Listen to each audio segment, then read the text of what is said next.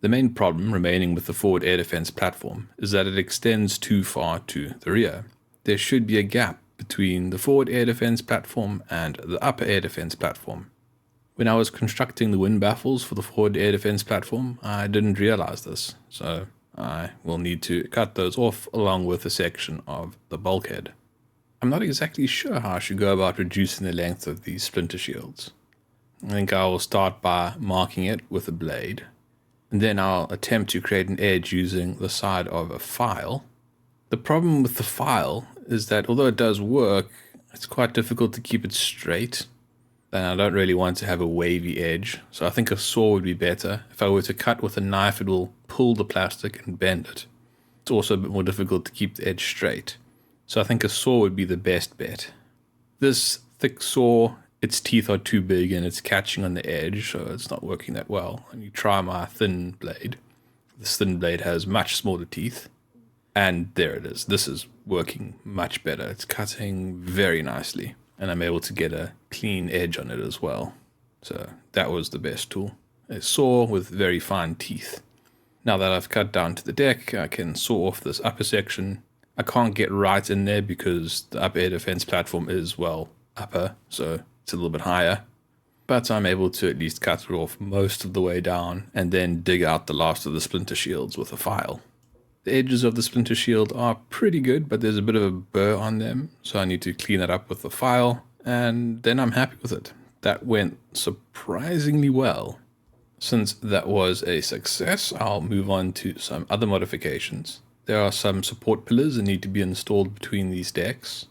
These pillars aren't referenced in the guide, but you do see them in a lot of photographs, so I'm going to install them because I'm pretty sure they should be there.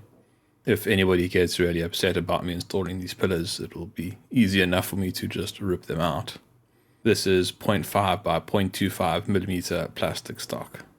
As far as I can tell, there are two pillars in this area, one at the edge of this straight section of splinter shield, and then there's another pillar centered between this aft pillar and the forwardmost part of the opening.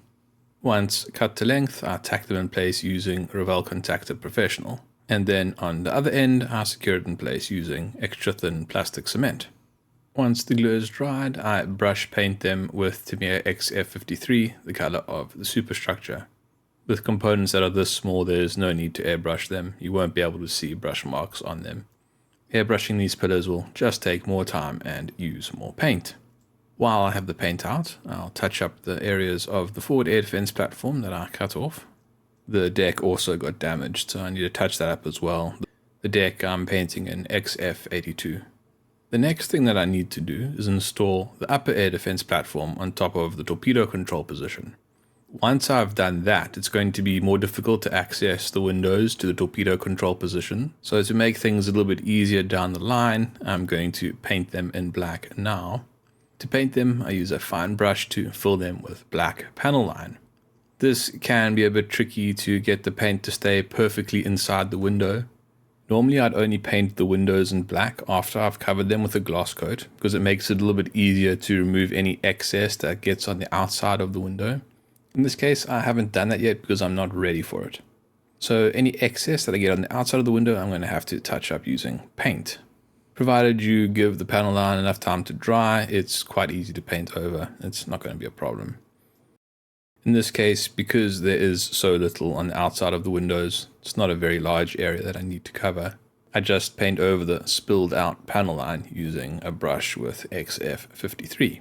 Once the windows have been painted and the excess panel line has been covered up with XF53, I am ready to install the upper air defense platform. From this point, this video is going to be a bit different, because everything that I do from now onwards is going to be corrected in the very next video.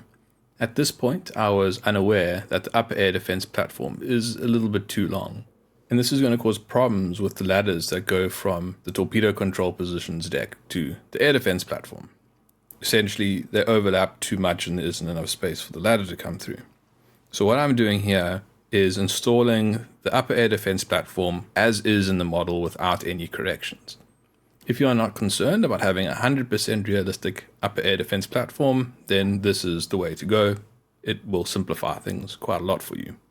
If you are going for maximum accuracy, then ignore the video from this point onwards and look out for the next video where I modify the upper air defense platform such that it is accurate. Now that the disclaimer is out of the way, we can get on with installing the upper air defense platform. To go down, I use Revell Contact Professional. I just put a blob in the middle of the roof for the torpedo control position, and then carefully position the upper air defense platform on top of the glue. I have installed the rear legs for the tripod mast. This is just to help make sure that the upper air defense platform is correctly aligned and that installing the mast does not cause problems at a later time. Once the glue has sufficiently dried, I then need to install support pillars at the front of the upper air defense platform. I am constructing these pillars out of brass wire. I'm not exactly sure of the diameter of this wire. I doubt it's more than 0.5 millimeter. It might be less than that. It's just wire that I have lying around. I'm not sure where I bought it from or when I bought it. This is one of the hazards about being in this hobby for a while. You collect supplies over the years and you don't necessarily remember where it all came from. By the way, this is the same wire that I used to apply superglue. Anyway, I cut sections to length. Pliers seem to be the best tool to cut this wire. It doesn't pinch it, and it shears it off in a nice straight line. There's a bit of trial and error as I cut it to the correct length. Once it is the correct length, I tack it in place using extra thick superglue, and then reinforce the bonds at the bottom and top using extra thin superglue. Once the superglue has dried, I then brush paint it with XF53 in much the same way that I painted the pillars below. It was at this point that I found out that all the work that I had done was in fact incorrect, and I immediately moved on to ripping the air defense platform off of the torpedo control position and then proceeded to modify the air defense platform. I'll show you that work in the next video.